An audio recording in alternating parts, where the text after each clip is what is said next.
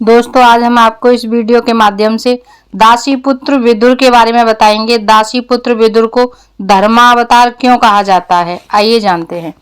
प्राचीन काल में मांडव्य नाम के एक सिद्ध ऋषि हुए जो अधिकांश समय अपने आश्रम में तपस्या में ही व्यतीत करते थे। एक बार मांडव ऋषि ने मौन व्रत धारण कर साधना में लीन हो गई। उसी बीच कुछ लुटेरे राजमहल से सामान लूटकर भाग रहे थे। राजा के सिपाही उनका पीछा कर रहे थे। लुटेरे भागते हुए आश्रम के पास से निकले। सिपाही निकट आ रहे थे और लुटेरों को पकड़े जाने का भय था, इसलिए उन्होंने लूट का सारा सामान चुपचाप आश्रम में छिपा दिया और वहां से भाग गए। इसी बीच लुटेरों को खोजते हुए सिपाही भी मांडव ऋषि के आश्रम तक आ पहुंचे। एक सिपाही ने ऋषि से पूछा, कुछ लुटेरे महल से सामान लूटकर भागे हैं, वे किधर गए हैं? परंतु मांडव ऋषि ने मौन व्रत धारण किया था, इसलिए वह उनसे कुछ नहीं बोले। सिपाहियों ने आश्रम की तलाशी ली तो उन्हें राजा का धन वहां मिल गया।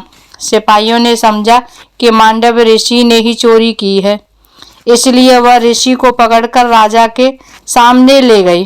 राजा ने मांडव ऋषि को मृत्युदंड दे दिया। राजा की आज्ञा के अनुसार मांडव ऋषि को सूली पर चढ़ा दिया गया। मांडव भूखे प्यासे कई दिन तक सूली पर लटके रहे, किंतु आध्यात्मिक बल के कारण उनकी मृत्यु नहीं हुई।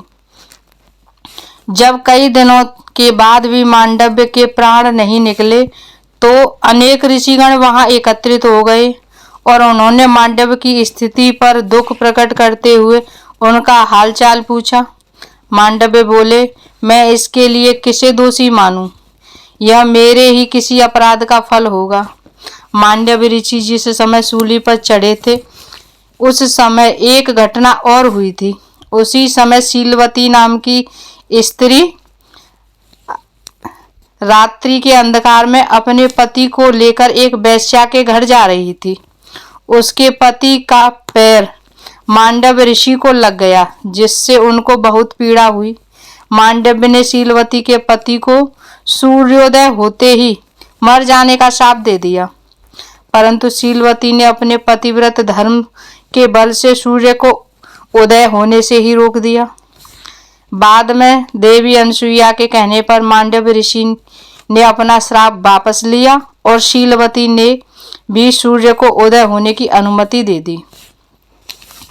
राजा के पहरेदारों ने देखा कि कई दिन तक सूली पर चढ़ाए जाने के बाद भी ऋषि की मृत्यु नहीं हुई है, तो उन्होंने यह सारा वृतांत राजा को कह सुनाया।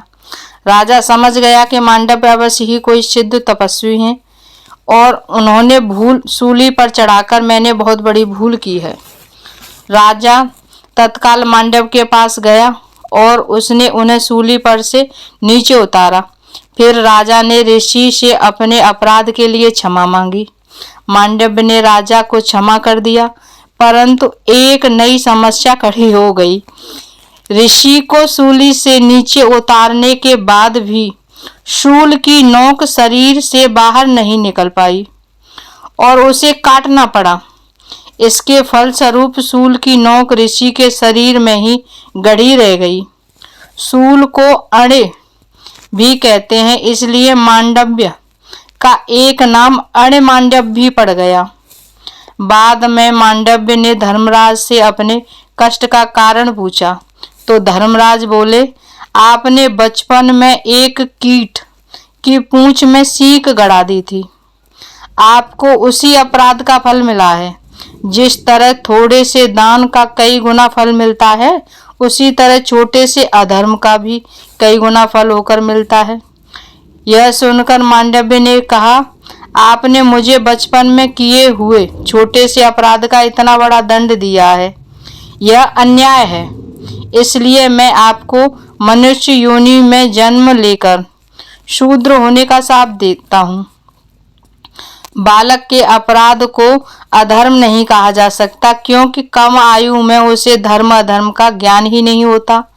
मैं आज कर्म फल की मर्यादा स्थापित करता हूँ। 14 वर्ष की अवस्था तक किए कर्मों का पाप नहीं लगेगा, लेकिन उसके बाद किए गए कर्मों का फल अवश्य मिलेगा। मांडव्य द्वारा दिए गए इसी शाप के कारण धर्मराज ने मनुष्य योनि में कुरु वंश में जन्म लिया, जो दासी पुत्र विदुर कहलाई। परंतु धर्मराज का अवतार होने के कारण विदुर को धर्मशास्त्र का विलक्षण ज्ञान था। दोस्तों, ऐसी ही ज्ञानवर्धक कहानी सुनने के लिए हमारे चैनल को सब्सक्राइब कीजिए और बेल आइकन को दबाना मत भूलिए, जिससे नोटिफिकेशन आप तक पहुंच सके। जय श्री कृष्णा।